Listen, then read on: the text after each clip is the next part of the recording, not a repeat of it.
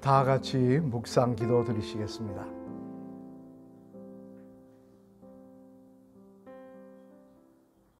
찬송 534장입니다. 534장. 주님 찾아오셨네, 모시어 드리세. 가시관을 쓰셨네, 모시어 드리세. 우리 죄를 속하려 십자가를 지셨네. 받은 고난 크셔라, 모시어 드리세. 보라 성자 오셨네, 모시어 드리세. 영광 중에 계신 주 모시어 드리세. 헛된 교만 버리고 우리 구주 모시어 영원 복락 누리세. 모시어 드리세. 겸손한 자 찾도다, 모시어 드리세. 하늘에서 부르네, 모시어 드리세. 좋은 자리 드리고 주실 은혜 구하세. 하늘나라 세우세, 모시어 드리세. 주여 내가 믿으니 오소서 오소서. 주여 환영하오니 오소서 오소서. 생명길로 이끄사 슬픔 위로 하시고 진리 알게 하소서. 오소서 오소서.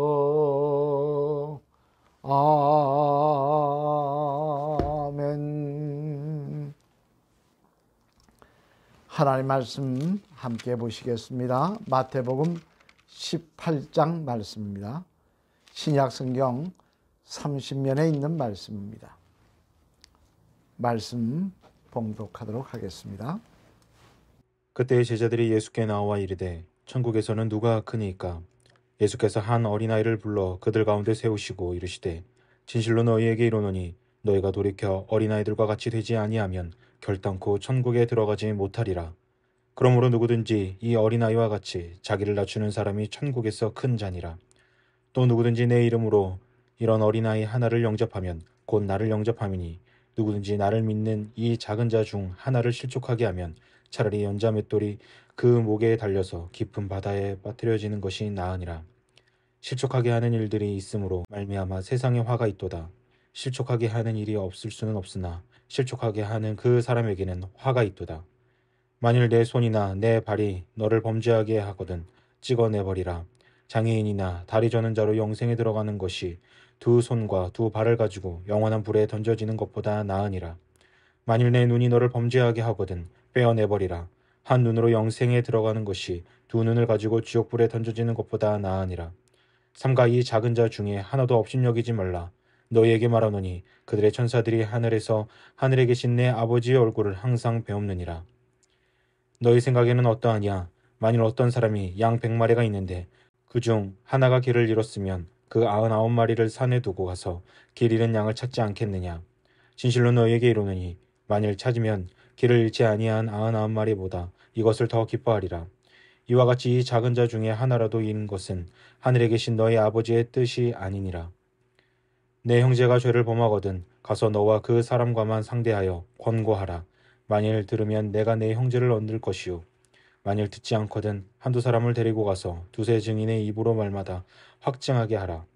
만일 그들의 말도 듣지 않거든 교회의 말하고 교회의 말도 듣지 않거든 이방인과 세리와 같이 여기라. 진실로 너희에게 이르노니 무엇이든지 너희가 땅에서 매면 하늘에서도 매일 것이요 무엇이든지 땅에서 풀면 하늘에서도 풀리리라. 진실로 다시 너희에게 이르노니 너희 중에 두 사람이 땅에서 합심하여 무엇이든지 구하면 하늘에 계신 내 아버지께서 그들을 위하여 이루게 하시리라. 두세 사람이 내 이름으로 모이는 곳에는 나도 그들 중에 있느니라. 그때 베드로가 나와 이르되 주여 형제가 내게 죄를 범하면 몇 번이나 용서하여 주리이까? 7번까지 하오리이까? 예수께서 이르시되 내게 이르노니 7번뿐 아니라 7번을 70번까지라도 할지니라. 그러므로 천국은 그 종들과 결산하려 하던 어떤 임금과 같으니 결산할 때에 10,000달란트 빚진 자 하나를 데려오매 갚을 곳이 없는지라.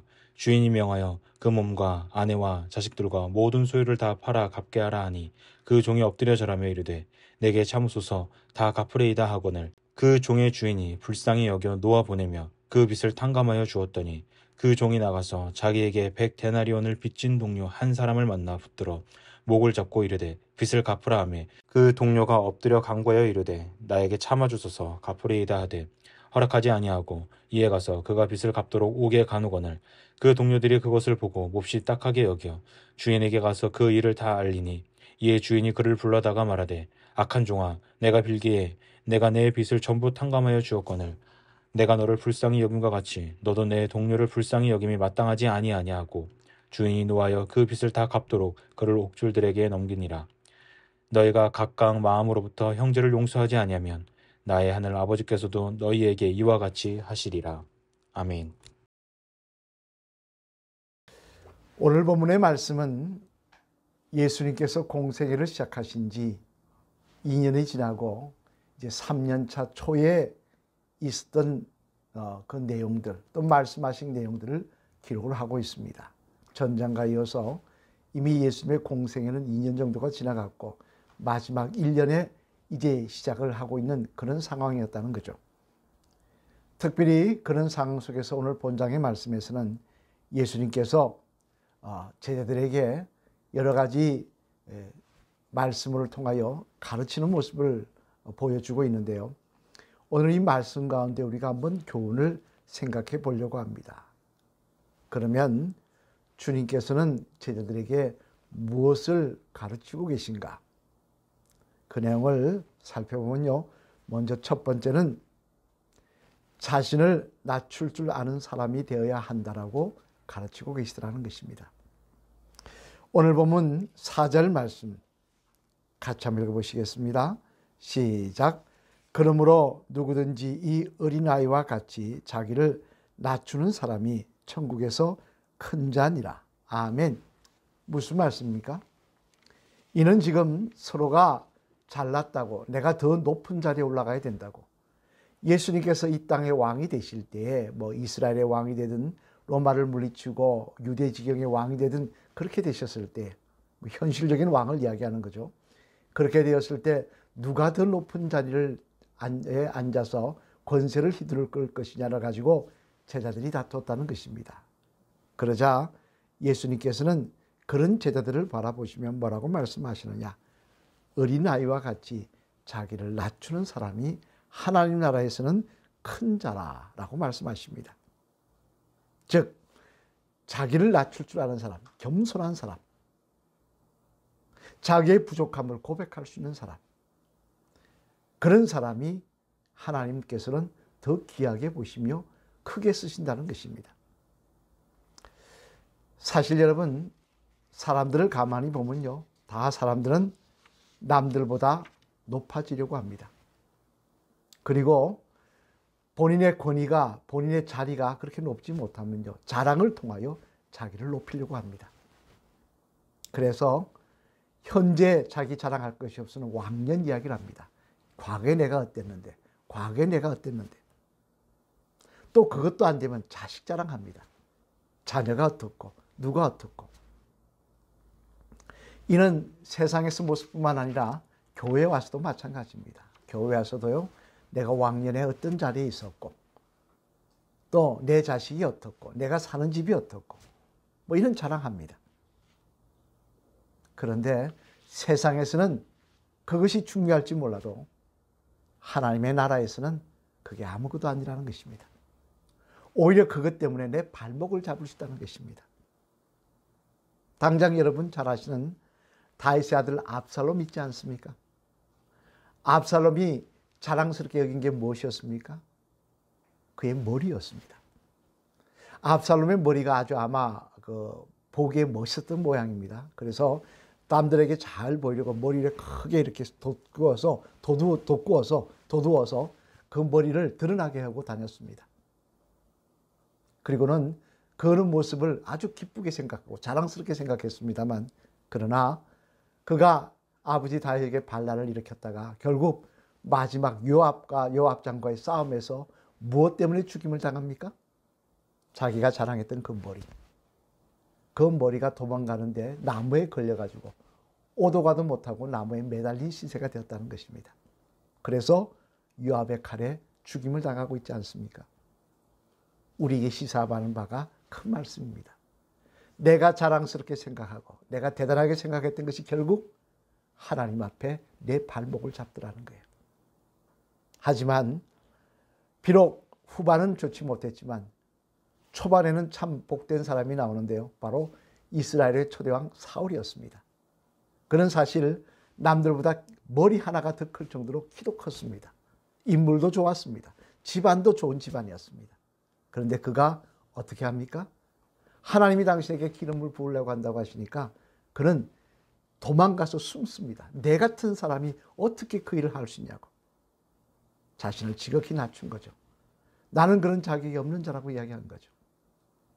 하나님 그런 사울에게 기름을 부으셔서 이스라엘의 초대왕으로 삼으셨습니다. 여러분, 사실 우리는 자랑할 게 아무것도 없는 인생입니다. 자랑할 게 뭐 있겠습니까? 뭐 대단한 것을 하나님 앞에 했다고 자랑하며 살겠습니까? 어리석게 인생의 자랑 내세우시며 나를 높이려고 하는 인생 되지 마시길 바랍니다. 그것이 결국 하나님 앞에 내 발목을 잡을 것입니다. 낮추는 자, 겸손한 자, 내가 아무것도 아님을 고백하며 하나님만이 높이심을 받으시고 하나님만이 영광 받으시길 원한다는 그 고백이 있는 자, 그런 성도를 하나님 기뻐하시며 오늘도 축복하시고 그를 통하여 영광 받으시는 일이 일어나게 될 줄로 믿습니다. 두 번째로 오늘 또 주님이 주시는 이 교훈 가운데 우리가 주목해 볼 것은 뭐냐? 그것은 주님의 제자라고 하면, 성도라고 하면은 자신을 낮추는 것도 중요하지만 또 하나, 자기보다 못한 자를 무시하는 사람이 되어서는 안 된다는 것입니다. 오늘 보면 10절 말씀 한번 같이 읽어보시겠습니다. 10절 말씀 시작. 삼가 이 작은 자 중에 하나도 업신여기지 말라. 너희에게 말하노니 그들의 천사들이 하늘에 계신 내 아버지의 얼굴을 항상 배옵느니라. 아멘. 무슨 말씀입니까? 여기 보면 작은 자라고 이야기합니다. 이는 나보다 나이가 어린 사람 또는 나보다 경륜이 짧은 사람, 그렇게 이야기할 수도 있겠지만 또 이 말의 뜻은 뭐냐? 나보다 사회적으로 약자, 나보다 못 가진 자, 나보다 못 배운 자를 이야기하는 것도 되는 것입니다. 이런 사람을 무시하지 말라는 것입니다. 뭐 무시하는 것을 그 천사가 가서 하나님께 아뢰어서 하나님 기억하고 계신다는 거예요. 여러분, 사실 세상은요, 약한 자를 무시합니다. 나보다 못 배운 자를 무시하고요. 나보다 똑똑하지 못한 자, 나보다 지혜 높지 못한 자를 가볍게 보고 우습게 보고 무시하려고 합니다. 그런데 문제는 이런 모습이 세상에서만 있는 게 아니라 교회까지 와서, 믿음의 자리에까지 와서 이어지더라는 거예요. 그래서 그 사람이 사회적으로 직분이 있으면, 직위가 있으면 인정을 하고, 그 사람의 말을 경청해 줄 줄 알고, 그 사람이 사회적으로 별 볼 일 없으면 무시하고 우습게 알고, 그런 모습이 우리가 세상에서 있던 모습이 교회까지 이어지는 모습을 볼 때가 많이 있습니다만, 하지만 하나님의 교회에서는 그래서는 안 된다는 것입니다. 하나님의 나라에서는 그래서는 안 된다는 것입니다. 왜냐하면요, 다른 이유를 다 떠나서 하나님께서 우리를 그렇게 대우하지 않으셨기 때문입니다. 여러분, 만약 하나님께서 약한 자, 허물 많은 자, 별 볼 일 없는 자를 무시하셨다면 저와 여러분이 구원을 받을 수 있었겠습니까? 하나님께서 그런 우리들을 위해서 정말 보잘것없는, 정말 아무것도 없는 그런 인생을 위해서 하나님의 아들을 이 땅에 보내주셨겠습니까? 절대 아닐 것입니다. 가치없는 인생이라고 하나님 무시했다면 우린 다 지옥 갔을 것입니다. 그러나 그런 인생임에도 불구하고 하나님께서 사랑을 베푸시고 긍휼을 베푸시고 아들 예수님을 이 땅에 보내셔서 이 허물 많은 인생을 위해서 십자가에 못 박혀 돌아가시게 하셨습니다. 그런 사랑을 받은 우리가 어떻게 다른 사람을 무시하며 다른 사람을 업신여길 수 있겠습니까? 그것은 하나님께 얼마만한 달란트를, 그만한 은혜를 받아놓고도 나에게 작은 달란트 꾸었다고 그 사람을 옥에 가두는 인생과 똑같은 것입니다. 우리가 오늘도 인생길을 걸어가면서요, 다른 사람 무시하는 것, 그 대단한, 그 당연하게 여기며 나보다 못 가졌다고, 나보다 못 배웠다고, 나보다 별 볼 일 없다고 때때로 무시하며 경멸의 눈치를 보내는 것, 당연하게 여기서는 안 될 것입니다. 우리가 받은 사랑 생각하며 누구든지 귀하게 생각하고 비록 부족하고 어리석다고 한다면 그를 위해서 기도해 주는 모습이 있을 때 하나님 그런 우리를 통하여 영광 받으시며 끝까지 우리를 귀하게 사용하여 주실 줄로 믿습니다. 오늘 주님은 지금 어리석은 모습으로 주님 앞에 서 있는 제자들에게 말씀하십니다. 자신을 낮춰라. 낮추는 자가 하나님 나라에서 큰 자다. 약한 자를 무시하지 말라. 하나님께서 기뻐하지 아니하신 일이다. 너희가 받은 은혜 생각하며 누구든지 존귀하게 생각하고 그들을 위해서 기도하며 사랑을 베푸는 삶을 살라라고 말씀하고 계십니다. 이 말씀 다시 한번 기억하시며 저와 여러분이 오늘도 인생을 어떻게 살아가고 있는지 되짚어 보시고 주님 기뻐하시는 자녀로 하나님께서 귀하게 쓰시며 끝까지 동행하실 자녀로 오늘 하루도 귀하게 살아가시는 복된 주의 백성들 다 되시기를 주님의 이름으로 간절히 축원을 드립니다. 기도하시겠습니다. 할렐루야. 하나님 감사합니다. 지난밤도 저희들을 주님의 장중에 보호하여 주셨다가 오늘도 이렇게 복되고 아름다운 하늘을 허락하여 주시고 먼저 주님 앞에 나와 새벽을 깨우며 기도할 수 있도록 은혜 베풀어 주셨으니 감사를 드립니다. 하나님 추석 명절 잘 보내게 하시니 감사합니다. 주님 오늘 하루의 삶 가운데서도 하나님 영광 드러내게 하시고 하나님 기뻐하시는 제자의 모습으로 인생길 걸어갈 수 있도록 인도하여 주시옵소서. 겸손한 자 되게 하여 주시옵소서. 하나님만 높이는 자 되게 하여 주시옵소서. 나보다 약한 자를 경멸하지 않고 무시하지 않는 그런 성도가 되게 하여 주시옵소서. 바라옵기는 그런 우리의 모습을 통하여 하나님 영광 받으시며 끝까지 우리의 삶을 붙잡아 주시는 그 은혜가 우리의 기쁨이요 간증이 되게 하여 주시옵소서. 이 나라의 민족 위해서 기도합니다. 이 민족 통하여 영광 받아주시며 땅끝까지 이르러 복음 전하는 이 대한민국이 되게 하여 주시옵소서. 대통령이야 위정자들에게 지혜와 명철을 더하여 주시고 하나님의 뜻을 분별할 수 있는 지혜와 명철을 더하여 주시고 그리고 돕는 자들을 허락하여 주시옵소서. 이 홍계대단을 기억하시며 이 대단에 속한 가정 축복하시며 오늘도 여기까지 도우시며 함께 하시다는 간증과 감사가 넘치게 하여 주시옵소서. 아프한 자들 치유하시며 연세 많으신 성도님들 끝까지 예수님 찬양할 수 있도록 맑은 정신 허락하여 주시옵소서. 오늘도 공사가 진행됩니다. 공사 가운데 함께 하셔서 사고나지 않게 하시고 하나님 뜻대로 아름다운 성전이 정해진 일정대로 지어질 수 있도록 주여 축복하여 주시옵소서. 이 아침 기도할 때 성령 충만케 하실 줄 믿사오며 이 모든 말씀 예수 그리스도를 받들어 감사드리며 간절히 축복기도 드렸습니다. 아멘. 우리 주기도문에 오시겠습니다. 하늘에 계신 우리 아버지여 이름이 거룩히 여김을 받으시오며 나라가 임합시오며 뜻이 하늘에서 이루어진 것 같이 땅에서도 이루어지이다. 오늘 우리에게 일용할 양식을 주옵시고 우리가 우리에게 죄진 자를 사하여 준 것 같이 우리의 죄를 사하여 주옵시고 우리를 시험에 들게 하지 마옵시며 다만 악에서 구하시옵소서. 대개 나라와 근세와 영광이 아버지께 영원히 있사옵나이다. 아멘. 오늘도 하나님 기뻐하시는 제자로 살아가시는 귀한 하루가 되시기를 주님의 이름으로 축원합니다. 간절한 마음으로 기도하시겠습니다.